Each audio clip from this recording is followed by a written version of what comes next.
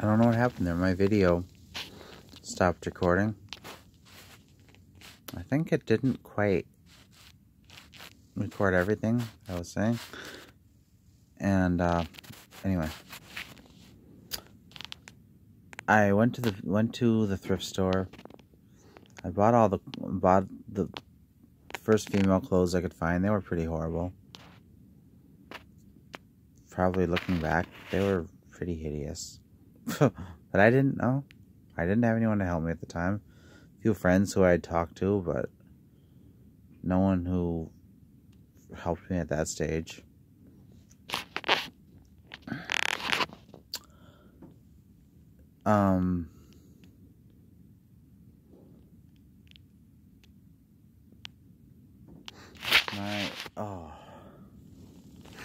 The very next day, after buying those clothes, I showed up as a woman at work. I wasn't wearing heels or anything, but I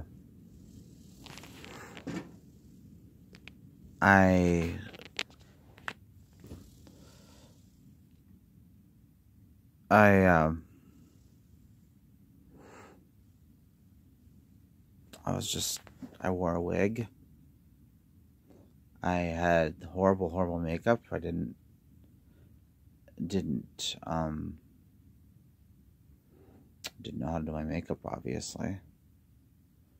I had a full beard. Not beard. I never grew a beard, but I had a full facial hair, and I had to shave at least twice a day. Sometimes at work, I would shave halfway through the shift and reapply my makeup because I hated the way it looked. It was so disgusting, and it grew so fast, and it felt like sandpaper on my face, and no woman should have sandpaper on her face because that's disgusting. Anyway, I showed up as a female, and they would do work assignments, and after the meeting, they call your name and tell you which department you're going to work in and stuff. And for the first few weeks, they called me by my old name, and they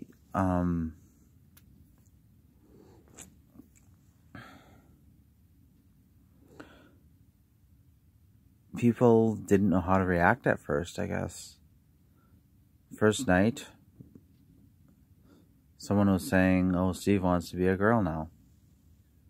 Well, in my mind, I always had been a girl. I was just in the wrong body. And it was okay for the first few days. But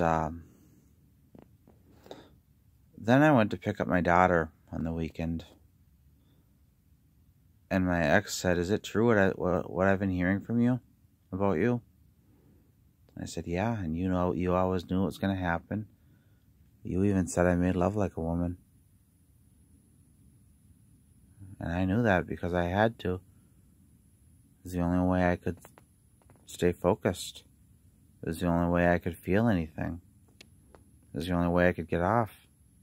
And you and every other woman I've ever been with has said that. I made love like a woman. And now I'm going to be one. And she said, "Well, you're never going to pass." I said, "Well, yes, I will. You'll see." And with that, I had the legal right to see my daughter. With that, I took my daughter out the door. I wasn't dressed as a female when I picked up my daughter. When I went to my parents' house on the weekends from my apartment in town, I wasn't dressed as a female then, but at work I was full-time. The first few weeks at least. And that night, that night, I picked up my daughter. I took her to my parents' house. And my dad noticed my eye makeup, which I kind of like I have right now, but a little less. I had tried to actually wipe it off. This is just from the shower. This is Lynx, anyway. He's a very pretty kitty. My other cat, which you'll meet later, is outside right now running around. But I picked up my daughter, and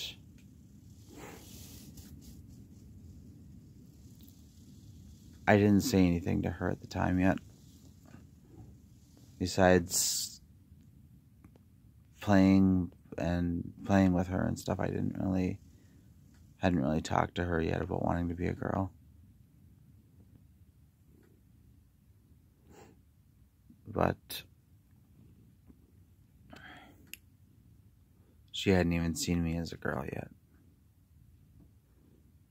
First time my daughter saw me as a girl, she laughed. But that's another story. I picked up my daughter, and I went out to my parents' house. My dad said, "Is that eye makeup you're wearing?" And I had my daughter in my arms.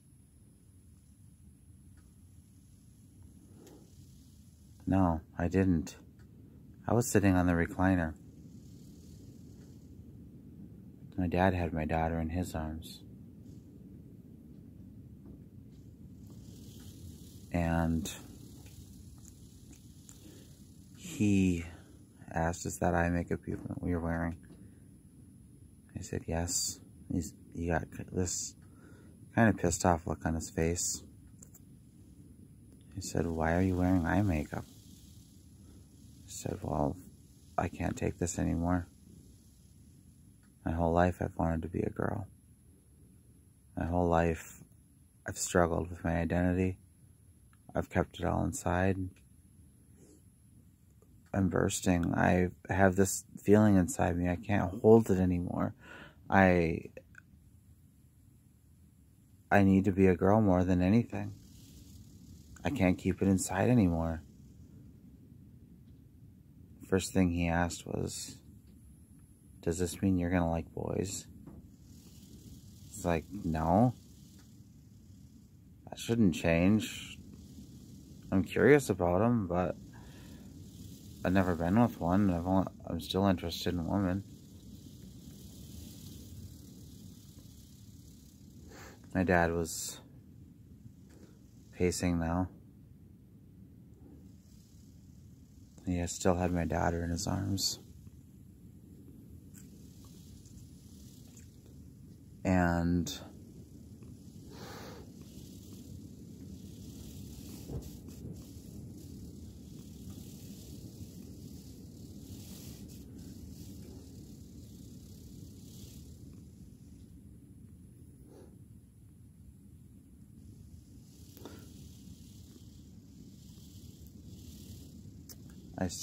he had my daughter in his arms, and he was pacing, and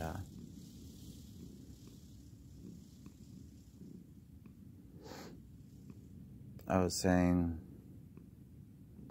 "Well, I can't take it anymore."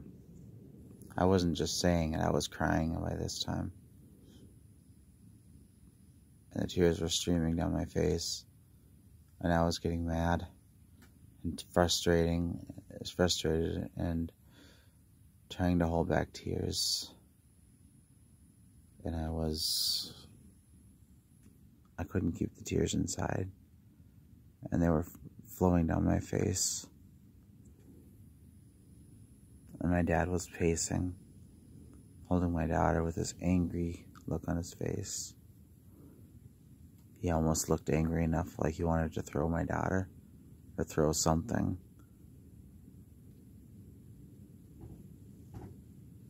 My daughter saved my life.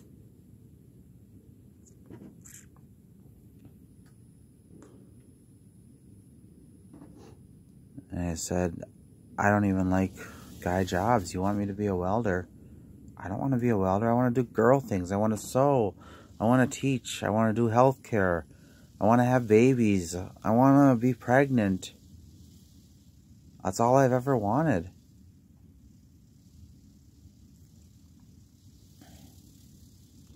And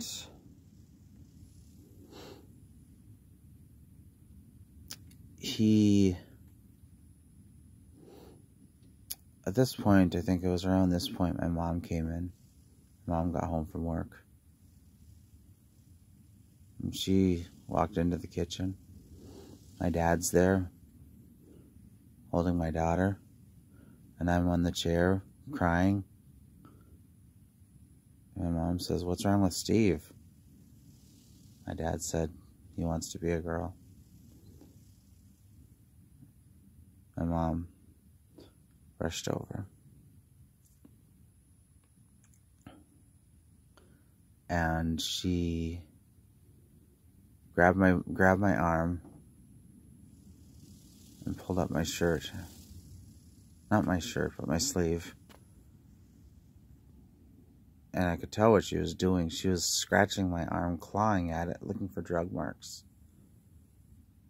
First thing she says is, "You want to be a pervert? People like you end up homeless. And nothing good is ever going to come of this. And you're going to be a prostitute." She had this disgusted look on her face.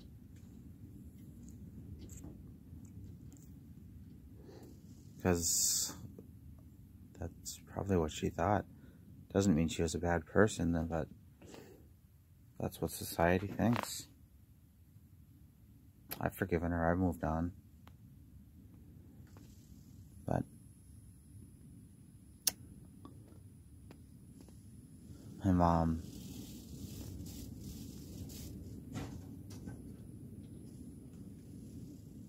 it's windy outside. She traumatized me. She held me down looking for drug marks on my arms.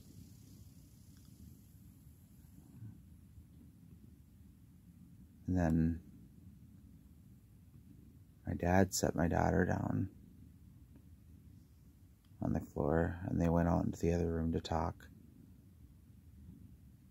And I could hear my mom going on and on about the bad stuff. And my dad was defending me, because I had explained to him, "Listen, every time you ever tried to say anything or teach me anything, I've always felt uncomfortable, and you know it. And no matter how hard you've tried, I wasn't able to do it because I've always been feminine. You knew this."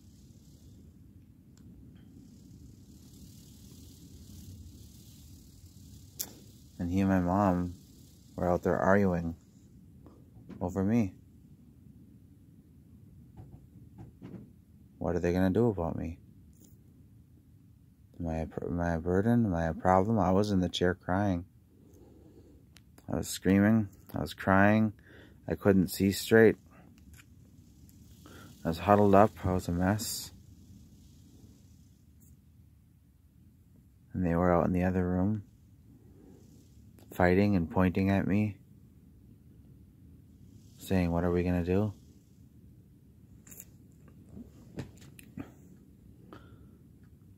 And everything I've been through homelessness. I've been spit on. I've had job applications ripped up in my face. I've been falsely accused of things. I've been through the court system. I've had people try to take my daughter away. There's one reason. With all the shit that's happened to me and all the pain I've been through and all the hurt people have done to me and all the ways people have tried to destroy me, I'm not consumed with any hate. I have no place in my heart for hatred.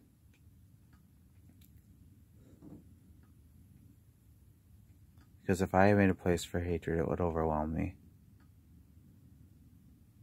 And it would fill my heart, and it would consume me. And it would consume everyone around me, and it would destroy me, and it would destroy my daughter and my family. There's only one thing that held me together. And it was that night when my parents were fighting over what they were going to do about me. My daughter climbed up on my lap, and she wiped off my tears. She put her hand up to my eyes, wiped up my tears, and she said, "It's going to be all right, I love you." She was 1 year old. And that's the one thing that stopped me from becoming a hateful, bitter, raging alcoholic, or a person who couldn't forgive. The world is filled with haters. The world is filled with people who are bitter, people that refuse to see. They let their hate control them. They let their fear control them. Society tells you have to fear something. You have to blame something. You have to blame someone.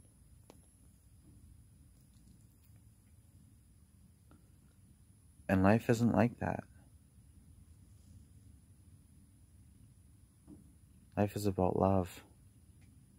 And only my love for my daughter is what saved me.